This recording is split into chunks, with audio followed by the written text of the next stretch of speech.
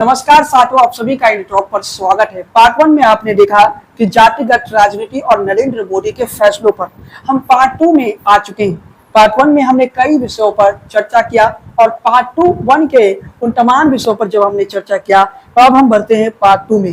रोहिणी आयोग 2 अक्टूबर 2017 को नरेंद्र मोदी की सरकार ने बैठाया और इस आयोग को बैठाने का उद्देश्य था कि ओबीसी समाज के अंदर जो असमानता है उस असमानता को दूर किया जाए। कुछ आंकड़ा मैं आज आपको दूंगा और उन आंकड़ों पर मैं बात करूंगा। पिछला वीडियो जो हमारा रहा उसमें हमने ये बताया था कि जो ओबीसी समाज का है वो सटीक आंकड़ा नहीं होने के कारण मंडल कमीशन के समय भी ओबीसी समाज के साथ वो न्याय नहीं हो सका जिस न्याय के लिए आप कह सकते हैं कि ओबीसी समाज के साथ होनी चाहिए। पिछले वीडियो के डिटेल में जाते हैं, पिछला वीडियो नहीं देखा है तो लिंक दिया हुआ है, आप पिछला वीडियो देख लीजिए। लेकिन अब इस वीडियो में हम आने से पहले थोड़ा और डिटेल में आपको हम समझाते हैं कि ओबीसी समाज का जो सटीक डाटा होना चाहिए वो डाटा नहीं रहने के कारण मंडल कमीशन का जब रिपोर्ट लागू किया गया 1990 में, सिंह की सरकार के दौर में जो मंडल कमीशन की रिपोर्ट को लागू किया गया उस रिपोर्ट के मुताबिक ओबीसी समाज को 27% आरक्षण मिला।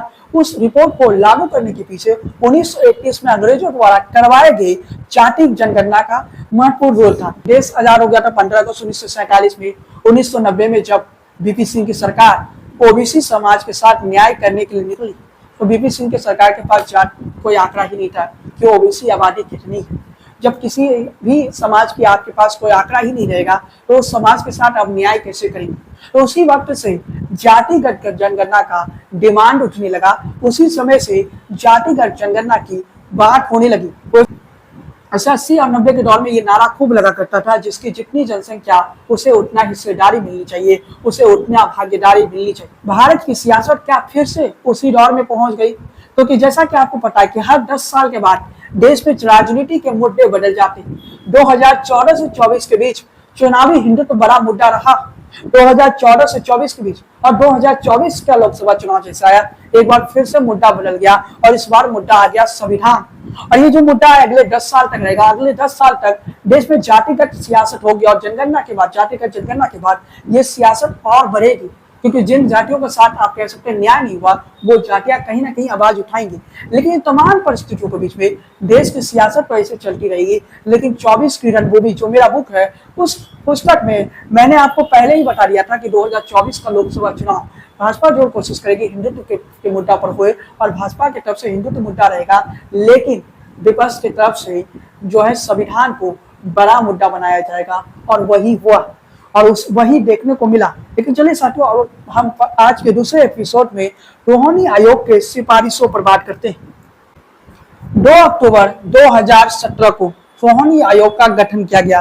रोहिणी आयोग की रिपोर्ट में अन्य पिछड़ा वर्ग यानी ओबीसी का वर्गीकरण यानी कीमी लेयर, जिस पर ST/ST पर सुप्रीम कोर्ट ने ST/ST के कीमी लेयर का निर्णय लिया था, उसके बाद देश में कैसे बवाल हुआ। तो रोहिणी आयोग की भी सिफारिशों में कीमी लेयर की बात की गई, जहां ओबीसी जातियों में कीमी लेयर की व्यवस्था करने की बात कही गई। अब बताते चले कि रोहिणी आयोग की जो रिपोर्ट है उसे सबमिट किया गया 31 जुलाई 2023 को। इस रिपोर्ट को 31 जुलाई 2023 को सबमिट किया गया। शुरुआत में रोहिणी आयोग को जो समय दी गई थी वो 1 साल से भी कम था। बाद में इसे बढ़ाया गया और इसलिए बढ़ाया क्योंकि रोहिणी आयोग ने भी जब ये आप कह सकते हैं कि इन आंकड़ों को जुटाने में लगी, रोहिणी आयोग जब ओबीसी समाज से जुड़े पर अध्ययन करने लगी, रिसर्च करने में लगी, तो उस समय रोहिणी आयोग के सामने भी यही मुश्किल सामने आई जो 1990 में बीपी सिंह के सामने आई होगी। और वो विषय ये था कि ओबीसी समाज का आप कह सकते हैं कि कोई भी डाटा उपलब्ध ही नहीं था। 1931 में अंग्रेजों ने एक सर्वे करवाया था, जातीय जनगणना करवाया था। उसी सर्वे के आधार पर आप कह सकते हैं 1990 में बीपी सिंह ने भी आप मंडल कमीशन की रिपोर्ट को लागू किया, यानी मंडल कमीशन के तमाम सिफारिशों को लागू किया गया। ओबीसी समाज को 27% आरक्षण दी गई।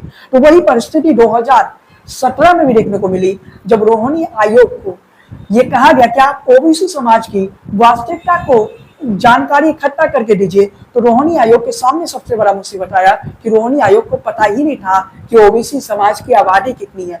जब किसी समाज की आपके पास जानकारी ना हो, उसके बारे में आप कोई डाटा ही ना हो, तो उस डाटे बिना डाटा आप कैसे उस समाज की वास्तविक उस समाज के बारे में पता कर सकते हो, उस समाज की आंकड़ों को उस समाज की स्थिति के बारे में पता कर सकते हैं। आयोग के सामने ये सबसे बड़ा यानी रोहिणी आयोग के सामने ओबीसी समुदायों के प्रतिनिधित्व या आबादी के आंकड़ों की कमी की एक बड़ी चुनौती थी, जिससे आप कह सकते हैं क्रीमी लेयर की जो डेटा है, क्रीमी लेयर के लिए जो डेटा इकट्ठा करना था वो डाटा इकट्ठा नहीं हो पाई। 31 तारीख को राष्ट्रपति को ये रिपोर्ट सौंपा गया। इस रिपोर्ट को अब तक सार्वजनिक तो नहीं किया गया, लेकिन इस रिपोर्ट में जो चुनिंदा पॉइंट, जो महत्वपूर्ण पॉइंट इस रिपोर्ट में सामने आई, उन बातों को मैं बताता हूँ।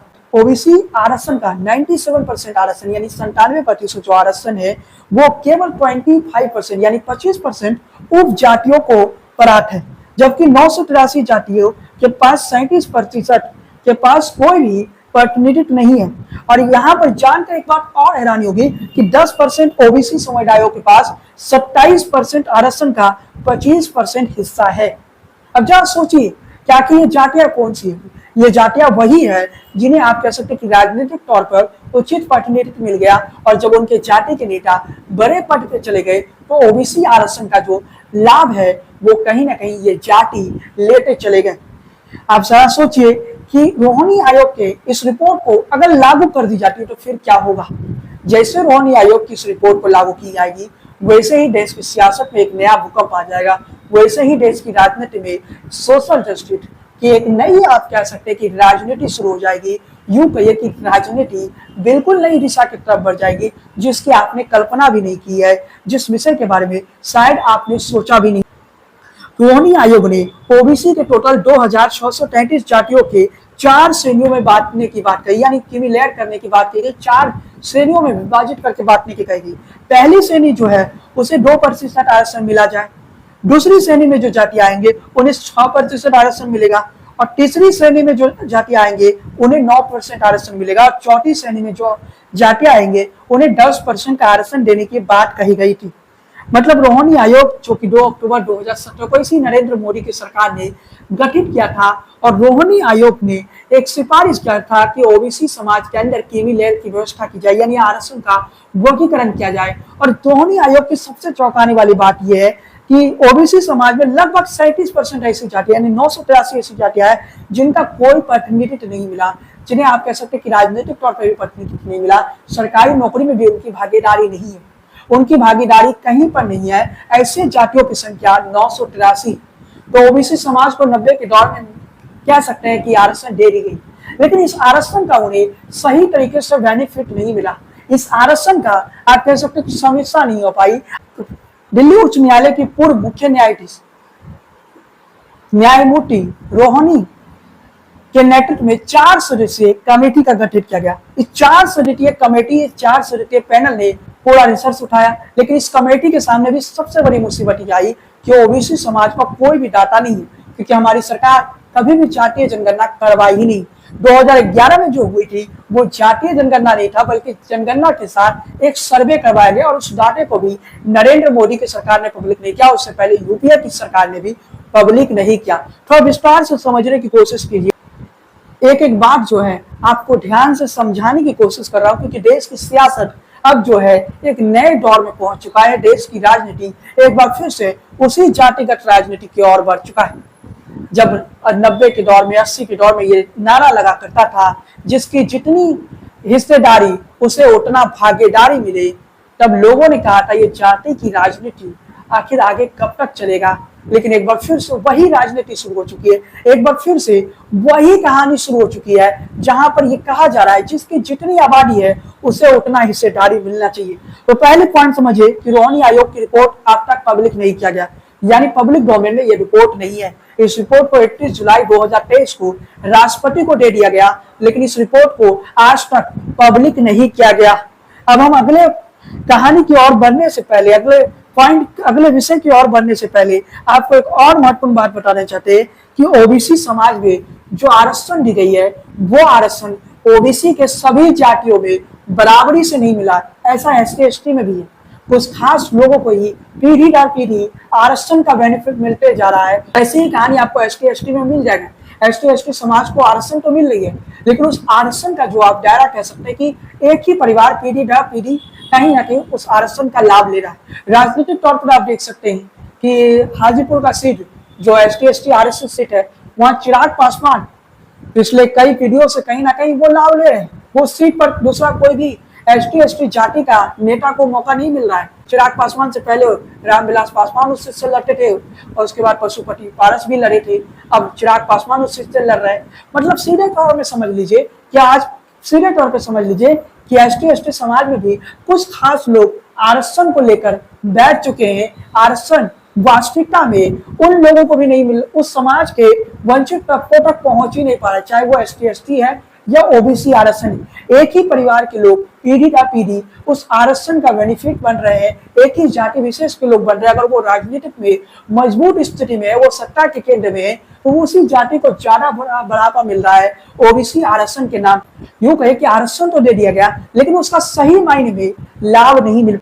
आरक्षण जो दी गई है वो कहीं ना कहीं जो वंचित तबका है उनको उबारने की कोशिश है। उस तबके को कहीं ना कहीं आप कह सकते हैं मेन स्ट्रीम में लाना चाहते हैं, लेकिन क्या वाकई ऐसा हो रहा है? वास्तव में ऐसा नहीं हो रहा है। आज की तारीख में भी आरक्षण हमें देने की जरूरत पड़ रही है। देश 75 साल हो चुका है आजादी के, फिर भी हम ये कह रहे हैं कि जिस समाज के लिए हमने आरक्षण देने की सोचा था वो समाज अभी तक नहीं उभर पाया है।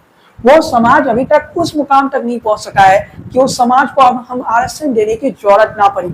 जो समाज 90 के दौर में राजनीतिक तौर पर या आप कह सकते हैं कि सरकारी नौकरियों में हर क्षेत्र में हाशिए पर, आज भी वो समाज उतना नहीं उठ सका है क्योंकि उस समाज को आरक्षण तो दे दी गई है लेकिन वहां आरक्षण पर लाभ लेने वाले लोग चंद लोग हैं। जैसे कि रोहिणी आयोग की रिपोर्ट, रोहिणी आयोग की इस रिपोर्ट को हम बताते हैं। जैसे रोहिणी आयोग की इस रिपोर्ट को ही मैं एक बार फिर से बात करता हूँ। 97% जो हिस्सा है केवल 25% उप जातियों के पास है।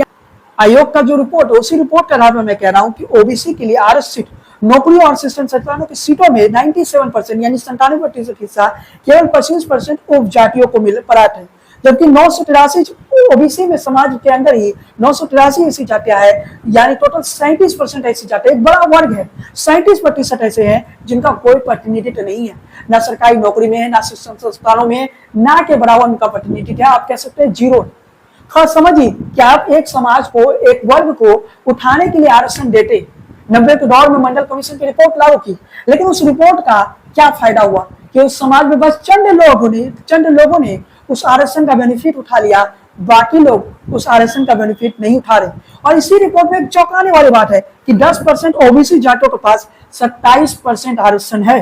तो रोहिणी आयोग ने जो सिफारिशें की कि श्रेणी 1 में 1674 जाति आती है, जिसे रोहिणी आयोग ने आप कह सकते हैं कि सिफारिश की है 2% आरक्षण देने की। तो श्रेणी 2 में जो जातियां है वो टोटल 534 है, उन्हें 6% आरक्षण देने की बात कही गई।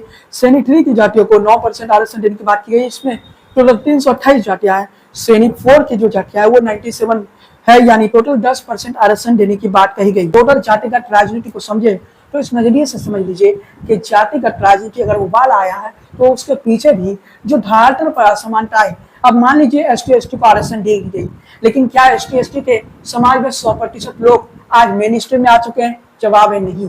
आज भी उस समाज के ज्यादातर लोग हाशिए पर हैं। ओबीसी आरक्षण तो दे, उसी तर्ज पर ओबीसी समाज को आरक्षण तो दे दिया है, लेकिन यहाँ चंद लोग उस आरक्षण का लाभ उठा लिए और वो चंद लोग उस आरक्षण पर पिछले आप कह सकते हैं कि 90 के बाद से लगभग आप कह सकते हैं कि 35-36 साल हो चुका है। 35-36 सालों से वो चंद लोग उस आरक्षण पर कहीं ना कहीं कब्जा करके रखे हैं और बाकी जातियों में, ओबीसी के अंदर ही बाकी जातियों को कहीं ना कहीं उस आरक्षण का लाभ नहीं मिल रहा है। वर्तमान नरेंद्र मोदी सरकार अगर न्याय करना भी चाहे तो नरेंद्र मोदी की सरकार के पास ये जानकारी ही नहीं है कि ओबीसी की आबादी टोटल देश में कितना है। एक अनुमानित आंकड़ा है 63%, क्या पता 63% से ज्यादा हो जाए। बात को लेकर नरेंद्र मोदी की सरकार में विचार किया गया हुआ, लेकिन विपक्ष का भी कहीं ना कहीं दबाव था और विपक्षी पार्टियां भी चाहती थी कि जातिगत जनगणना हो और जातिगत जनगणना जरूरी है। लेकिन तमाम परिस्थितियों में अब हम अगले पॉइंट पर आते हैं। अगला पॉइंट क्या है? 50% तक आरक्षण की दायरा को क्या बढ़ाया जाएगा? क्या 50% आरक्षण के दायरा को बढ़ाया जाएगा? इस विषय पर बात करना भी बेहद जरूरी है साथियों कि 50% आरक्षण की जो सीमा है उसे बढ़ाया जाए या कि नहीं। राहुल गांधी जिस दिन केंद्र सरकार ने जातिगत जनगणना की बात की, अगले ही पल राहुल गांधी आए, वो कह दिए कि 50% आरक्षण के दायरा को बढ़ाया जाए, यानी 50% आरक्षण के दायरा को बढ़ाया जाता है। ओबीसी समाज को उसके आबादी के हिसाब से आरक्षण दी जाती है तो 63% आरक्षण होगा। अगर आप 63% आरक्षण देंगे, एसटी एसटी को भी आबादी के हिसाब से दे देंगे, और जो जनरल जाति है, जो आप कह सकते हैं अगली जाति, उन्हें तो पहले आपने 10% दे दिया। टोटल देश में क्या 100% आरक्षण का आपने सोच लिया? क्या देश उस स्थिति में जाएगा जहां 100% आरक्षण हो? क्या इस स्थिति में देश आगे बढ़ रहा है? बड़ा सवाल है। क्या देश अब उस परिस्थिति की ओर बढ़ रहा है जहां सबके लिए आरक्षण होगा, जहां कोई नहीं छूटेगा जिसे आरक्षण ना हो। तो इसका दूसरा अर्थ ये भी हो सकता है, इसका दूसरा पहलू ये हो सकता है कि सरकार अगर ये करना चाह रही है तो उसके मतलब है कि सरकार सीधे तौर पर आरक्षण को ही खत्म कर रही है। जब आप सबको आरक्षण दे दीजिएगा तो उसके बाद आपको ये मान कर चले कि वो आरक्षण अपने आप समाप्त हो गया, वो आरक्षण अपने आप समाप्त हो चुका है। के कई दल, आरजेडी, समाजवादी पार्टी और कई ऐसे दल हैं जो ये कहते हैं कि निजी क्षेत्र में भी आरक्षण देने की बात कर रहे हैं। यानी जो आप कह सकते हैं कि निजी क्षेत्र है, जो प्राइवेट कंपनियां हैं, वहां भी आरक्षण होना चाहिए। तो इसका आप एक नई तरह से, एक नई सिरे से सियासत शुरू हो चुकी है। क्या राजनीति अब एक नई दिशा की तरफ बढ़ गई है? क्या सियासत बिल्कुल नई दिशा की तरफ बढ़ चुका है और राजनीति एक ऐसे मोड़ पर पहुंच चुका है जहां से सियासत अब बदल चुका है? क्योंकि अब तो प्राइवेट कंपनियों में भी आरक्षण की बात कही जा रही है, लेकिन ऐसी बातें पहले भी सोची गई थी, लेकिन उस समय प्राइवेट कंपनियों ने विरोध किया। कोई भी प्राइवेट कंपनी आरक्षण के पक्षधर तो नहीं रहेगी, क्योंकि उसे टैलेंट चाहिए, स्किल चाहिए और बेहतर लोग चाहिए। वो जाति के आधार पर निर्णय तो नहीं करेगी। लेकिन इन तमाम परिस्थितियों को हम देखें तो इस वक्त आपको ये भी बताते चले कि जो आरक्षण की सीमाएं बढ़ाने की बात कही जा रही है कि 50% से बढ़ा दी जाए। 50% से बढ़ाने का अर्थ समझ लीजिए कि आरक्षण की सीमा अगर बढ़ाई गई तो इसका दूसरा पहलू ये होगा कि आरक्षण अपने आप समाप्त हो जाएगा। आरक्षण समाप्त करने की कोई व्यवस्था नहीं, क्योंकि आपने पहले ही ईडब्ल्यूएस के जरिए आपने कहीं ना कहीं जो आप कह सकते हैं सामान्य वर्ग है, अगली जाति के लोग हैं, उन्हें आपने आरक्षण दे दिया। अब रही बात एसटी एसटी के लिए आरक्षण पहले से था, ओबीसी को भी उसकी आबादी के हिसाब से आरक्षण दे दीजिए। उसके बाद बचेगा क्या? किसी के लिए कुछ नहीं बचेगा, 100% आरक्षित हो गया। जब इस परिस्थिति को और देश गुजरेगा तो सोचिए कि देश किस दिशा की तरफ बढ़ेगा। लेकिन आरक्षण की सीमा आगे चलकर बढ़ेगी और आरक्षण की सीमाएं बढ़ेगी तो उसका असर भी कहीं ना कहीं देश की राजनीति में आपको पड़ते दिखेगा और देश की राजनीति में बड़े परिवर्तन का आधार भी आपको देखने को मिलेगा। चलिए साथियों, अब हम आते हैं अंतिम पॉइंट पर, यानी अंतिम विषय पर आते हैं। अंतिम विषय क्या है? बिहार में 65% आरक्षण और उसके बाद का मामला। बिहार सरकार ने जब जातिगत सर्वे करवाया था, उस सर्वे के बाद आरक्षण की जो सीमाएं हैं उसे बिहार की सरकार ने बढ़ा दिया। 2023 में बिहार सरकार का जातिगत सर्वे आता है। उस जातिगत सर्वे के बाद आरक्षण जो है बिहार में बढ़ जाता है। और आरक्षण कितना बढ़ता है बिहार में? बिहार में आरक्षण 50% से बढ़ाकर 65% कर दिया जाता है, जिसका अधिसूचना जारी होता है। बिहार सरकार द्वारा करवाई गई जाति जनगणना के अनुसार ही बिहार सरकार ने आरक्षण बढ़ा दिया। आरक्षण बढ़ाने के बाद एसटी एसटी के आरक्षण बढ़ाने के बाद ओबीसी और ईबीसी की हिस्सेदारी को 63% कर दिया गया, जबकि एसटी एसटी को भी उसके आबादी के अनुसार 21% आरक्षण दिया गया। ईबीसी और ओबीसी के आरक्षण को मिलाकर 63% दी गई। उसमें एसटी एसटी का आरक्षण 21%, यानी टोटल हो जाता है 84%। उसमें 10% जनरल वर्ग का यानी ईडब्ल्यूएस के आरक्षण को भी जोड़ दीजिए, 94% हो जाता है। आरक्षण की सीमा बिहार सरकार ने बढ़ा दी और बिहार सरकार ने इस आरक्षण की सीमा बढ़ाया तो हाईकोर्ट में ये मामला पहुंच गया। हाईकोर्ट में पहुंचने के बाद ये मामला की कहानी होता क्या है? हाईकोर्ट ने स्टे लगा देता है, यानी बिहार सरकार के फैसले को स्टे लगा देता है। उसके बाद बिहार सरकार इस मामले को सुप्रीम कोर्ट में चैलेंज करता है और सुप्रीम कोर्ट में जब चैलेंज की जाती है तो अभी तक सुप्रीम कोर्ट से कोई निर्णय नहीं आया। जब निर्णय आएगा तो इस विषय पर हम चर्चा करेंगे। लेकिन बिहार सरकार की तरफ से और नीतीश कुमार की तरफ से ये डिमांड की गई, बिहार सरकार ने जो आरक्षण बढ़ाया इसे संविधान की 9वीं अनुसूची में डाल दिया जाए। संविधान की जो 9वीं अनुसूची है उसके बारे में बता देते हैं कि 9वीं अनुसूची केंद्रीय और राज्य कानूनों की एक सूची है जिसे किसी भी कोर्ट में चुनौती नहीं दी जा सकती है।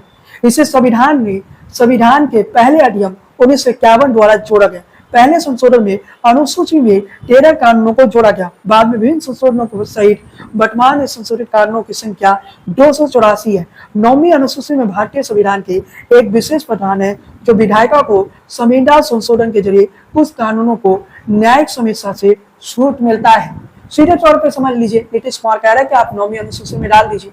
9वीं अनुसूची में डाल दीजिएगा तो ये मामला कोर्ट के दायरे से बाहर हो जाए। कोर्ट इस मामले में कुछ नहीं कर सकता है। लेकिन नरेंद्र मोदी की सरकार यानी केंद्र की सरकार 9वीं अनुसूची में नहीं डाल रही है। इसके पीछे की वजह भी है क्योंकि नरेंद्र मोदी की सरकार को पता है कि नरेंद्र मोदी का जो कोर वोटर है, भाजपा का जो कोर वोटर है, वो अगली जाति, इसलिए जाति की राजनीति में मोदी कमजोर भी नहीं पड़ना चाहते हैं। लेकिन वो बिहार के चुनाव से पहले एक जातिगत जनगणना करवा कर भी कहीं ना कहीं ओबीसी समाज को खुश करने की कोशिश कर रहे हैं। 2014 में बीजेपी के साथ 49% ओबीसी वोटर रहा। 2019 आते 52% हो गया और 2024 में घटकर 45-46% पर आया।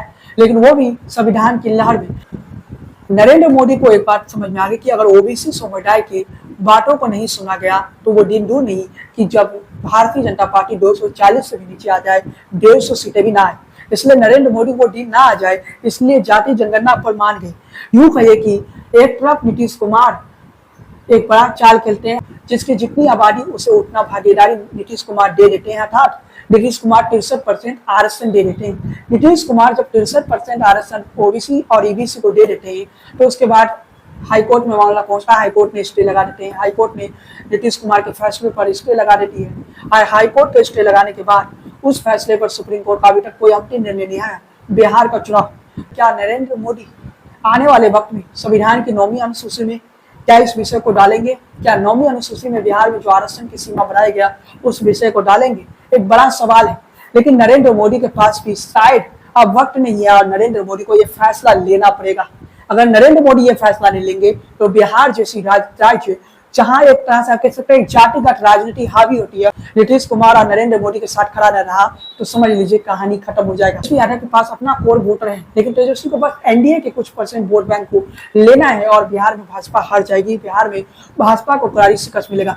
ओबीसी आबादी देश में सबसे ज्यादा है और अब तक इस देश की सरकारों ने ओबीसी समाज के साथ न्याय नहीं कर पाई है, यानी पिछड़ा वर्ग के साथ, यानी पिछड़ा वर्ग के साथ वो जस्टिस नहीं कर पाई जो जस्टिस शायद इस देश के सरकारों को पहले कर देना चाहिए। उनकी जितनी आबादी है उतना हिस्सेदारी उन्हें दे देना चाहिए। अगर आपने ईडब्ल्यूएस के जरिए अगली जातियों को 10% आरक्षण दे दिया तो आज की तारीख में एक अनुमानित आंकड़ा ही है, ओबीसी आबादी 63% है, तो 63% आबादी को भी तो आप आरक्षण के दायरा में लाइएगा। उन 63% आबादी को भी आप कम से कम 40%, 30% आरक्षण दीजिएगा। लेकिन सबसे महत्वपूर्ण बात यह है कि ये 50% के दायरा को तोड़ना काफी महत्वपूर्ण है और ये मुद्दे राहुल गांधी ने भी उठाया कि 50% के दायरा को तोड़ना चाहिए सरकार को। अब आगे देखते हैं कि सरकार इस मसले पर क्या करती है। लेकिन आज के इस वीडियो को हम यहीं समाप्त करते हैं और ये जो पहला एपिसोड से और ये दूसरा एपिसोड तक जो ये कहानी आई, इस कहानी को काफी लंबा भी हो गई, लेकिन हमने कोशिश किया कि आपको एक एक बातें समझ में आए, एक एक पॉइंट समझ में आए। और इस पूरे वीडियो को अगर आपने देख लिया, पहले पार्ट को और दूसरे पार्ट को, देश की राजनीति को भी समझ गए और आगे की राजनीति की परिस्थितियों को भी समझ जाएंगे। आपको हमारा ये प्रयास कैसा लगा, इस पर आप अपनी कमेंट पर टिप्पणी कीजिए। इसके साथ ही आपको अगर कोई फीडबैक देना हो, आपको कोई सुझाव देना हो नेक्स्ट वीडियो के लिए, तो सुझाव भी आप हमें कमेंट बॉक्स में दे सकते हैं। वीडियो को लाइक कीजिए, शेयर कीजिए। चैनल पर पहली बार आए तो सब्सक्राइब वाला बटन दबा दीजिए। बेल आइकन की घंटी को बजाना बिल्कुल न भूलें। बने रहिए टॉप के साथ, खबरें यहाँ जारी है लगातार। जय हिंद, वंदे मातरम।